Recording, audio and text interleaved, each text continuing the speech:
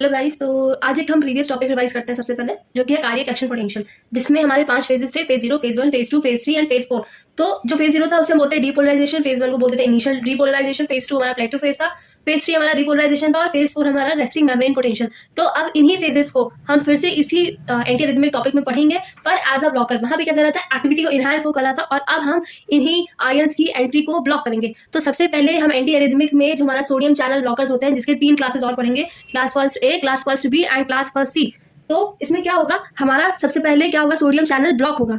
जिससे क्या होगा, ये क्या करता है,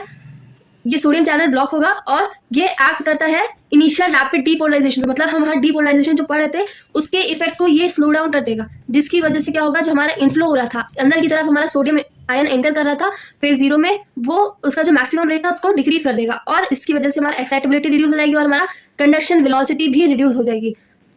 जिसकी वजह से जो हमारा इफेक्टिव रिफ्लेक्टिव पीरियड था वो प्रोलॉन्ग हो जाएगा। मतलब वो ज्यादा टाइम के लिए हो जाएगा, और वो स्लोप डिक्रीज हो जाएगा फेज 4 में, और स्पॉन्टेनियस डीपोलराइजेशन हो जाएगा, जिसे हम ऑटोमेटिसिटी भी बोलते हैं। अब जैसे मैंने बताया कि first A, first B, first C 3 classes हम पढ़ेंगे। तो क्लास फर्स्ट है, इसमें क्या होता है, सोडियम चैनल बहुत मॉडरेटली ब्लॉक होता है, और जो स्लो रेट होता है फेज 0 का, और इसमें क्या होता है, जो पोटेशियम हमारे चैनल्स होते हैं जितने भी, उसमें उसे ब्लॉक कर देता है ये, और प्रोलॉन्ग कर देता है रिफ्लेक्टिव पीरियड को, और उसकी वजह से एक्शन पोटेंशियल ड्यूरेशन हमारा इंक्रीज हो जाएगा, और रिपोलराइजेशन भी इंक्रीज हो जाएगा, लेंथ उसकी बढ़ जाएगी, और जो हमारा PR और QRS वेव है वो भी प्रोलॉन्ग हो जाएगी।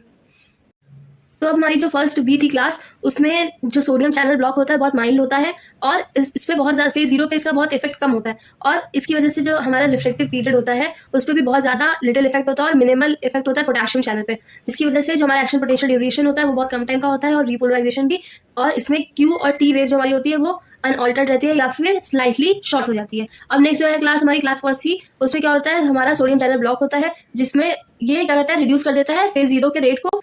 तो जो रिफ्लेक्टिव पीरियड था हमारा वो प्रोलॉन्ग हो जाएगा, सोडियम चैनल ब्लॉक हो जाएगा यहाँ पे, और एक्शन पोटेंशियल ड्यूरेशन पे यहाँ पे कोई इफेक्ट नहीं होता है, रिपोलराइजेशन पे कोई इफेक्ट नहीं हमारा होगा, और यहाँ पे हमारा जो PR और QRS वेव है वो प्रोलॉन्ग हो जाएगी। यूजेस की बात करें तो ये हम प्रॉक्सिमल आर्टियल फिब्रिलेशन में यूज कर सकते हैं, वेंट्रिकुलर टैकीकार्डिया में यूज कर सकते हैं, वॉल्फ पार्किंसन वाइट सिंड्रोम में यूज कर सकते हैं। एडवर्स इफेक्ट देखें तो टैकीकार्डिया हो सकता है, ड्राई माउथ, यूरिनरी रिटेंशन ज्यादा हो सकता है, ब्लड विजन हो सकती है, कॉन्स्टिपेशन हो सकती है, diarrhoea, nausea, headache and dizziness. Absorption की बात करें तो हमारी जो ड्रग होती है वो ओरली ज्यादा अच्छे से एब्जॉर्ब होती है IV कंपैरिजन में। डिस्ट्रीब्यूशन की बात करें, वॉल्यूम ऑफ डिस्ट्रीब्यूशन इसका होता है, मेटाबॉलिज्म इसका होता है, मेटाबोलाइज लिवर में होता है थ्रू CYT P450 एंजाइम के थ्रू, और एक्सक्रीशन जो होता है इसका ये मेनली एक्सक्रीट होता है किडनी से। साइड इफेक्ट्स की बात करें तो एरिथमिया हो सकता है, डिजीनेस हो सकता है, सीजर हो सकता है, हाइपोटेंशन की कंडीशन हो सकती है। Thank you.